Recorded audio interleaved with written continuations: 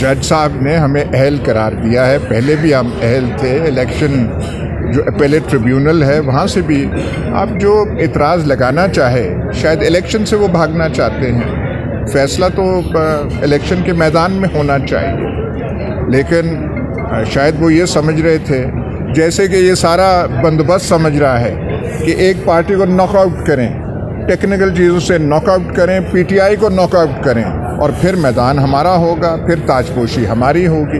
ऐसा हो पा नहीं रहा है।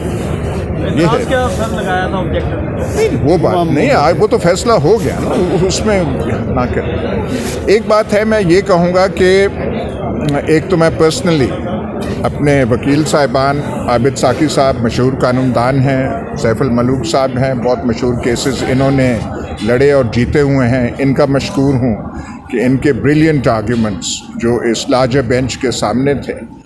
और फिर जज साहिबान जो हैं, जिस तरीके से कागजात नामजदगी जो आरओज़ ने एक होल सेल स्लॉटर किया था नॉमिनेशन पेपर्स का, अपेलेट ट्रिब्यूनल्स ने बेशतर 80-85% पेपर्स जो हैं उनको रिस्टोर कर दिया, उनको एक्सेप्ट कर दिया। ये बहुत बड़ी एक सर्विस इलेक्शंस के लिए, कौम के लिए और डेमोक्रेसी के लिए जुडिशरी ने, जो अपेलेट ट्रिब्यूनल्स के जज साहिबान थे, उन्होंने की। और आज मैं कार्रवाई सुबह से देख रहा हूँ इस लार्जर बेंच की, हर चीज़ बड़े इत्मीनान से सुनी जा रही है। लंबी लंबी आर्ग्यूमेंट्स जो हम जैसे इंसानों को थका दें, लेकिन जो लार्जर बेंच के अली बाकर नकवी साहब की लीड में जो बेंच यहाँ पे तश्कील दिया गया है वो सुने और बड़े सोबर तरीके से जो है वो फैसले यहाँ पे किए जा रहे हैं। हम भी, I am also grateful to the larger bench.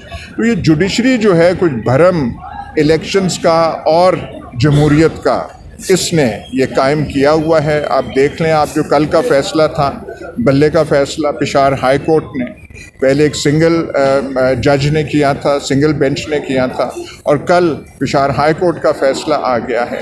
ये कितनी एब्सर्ड सी चीज़ थी, ना समझ आने वाली, कि एक सिंबल है एक पार्टी का, जैसे और पार्टीज़ का सिंबल भी है, और इससे क्यों छीन रहे थे कि इससे इस पार्टी को नुकसान होगा। मकसद क्या है? इस पार्टी को दबाना है, इसके लोगों को भगा देना है। पर ये सारी तरकीबें नाकाम हुई हैं। इस जमात का, पीटीआई का वोटर वहाँ खड़ा है, इसकी लीडरशिप वहाँ खड़ी है, किसी ने घुटने नहीं टेके, और बिल्कुल defiant in the service of democracy, in the service of Pakistan, support base है। और जो है डरे हुए हैं, पर डरने का क्या है? इलेक्शन में हार जीत होती रहती है, मैदान में आए। ये जो तरीके हो रहे हैं कि हम इलेक्शन को थ्वॉट करेंगे, सर्कमवेंट करेंगे, सैबोटाज करेंगे, इलेक्शन सैबोटाज नहीं होना चाहिए। ये जो लबों पे सवाल है इलेक्शन होंगे या नहीं हो, क्यों ना हो, इलेक्शन ना होंगे तो और आपके पास क्या तरकीब है? कौन सा आपके पास फॉर्मूला है? कौन सा ऑल्टरनेटिव है आपके पास? कोई नहीं है। इलेक्शंस होने चाहिए, कदगने हैं, सब कुछ है। अब इंतज़ामिया में कुछ होश आना चाहिए। Interim government, election commission, they should wake up to their responsibilities. कुछ दिन रह गए हैं, अभी तो महीने से भी कम रह गए। इसको खुदारा ठीक इलेक्शन होने दें और आवाम से डरे मत, हौसला अपने दिलों में पैदा करें।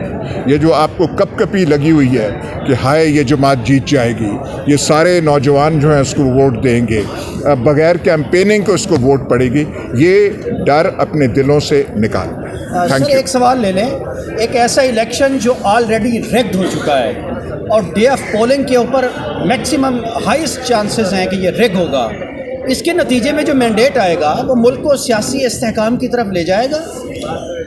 The power of the people on voting day, अवाम की तादाद पोलिंग स्टेशंस पे, पोलिंग बूथ्स पे इतनी होगी कि ये फ़िज़िकल रिगिंग जो होती है बक्से शक्से, इसकी हिम्मत किसी जमात को, सरकारी आशीर्वाद रखने वाली जमात को भी हिम्मत नहीं होगी। बाकी जो वो कर रहे हैं, इलेक्शन अपने फेवर में करने की कोशिश कर रहे हैं। ये नॉमिनेशन पेपर्स रिजेक्ट नहीं हुए थे, तकरीबन एक बहुत बड़ी तादाद हो गई थी, पर ये कामयाब तो नहीं हुए। नाकामी पर नाकामी इनको हो रही।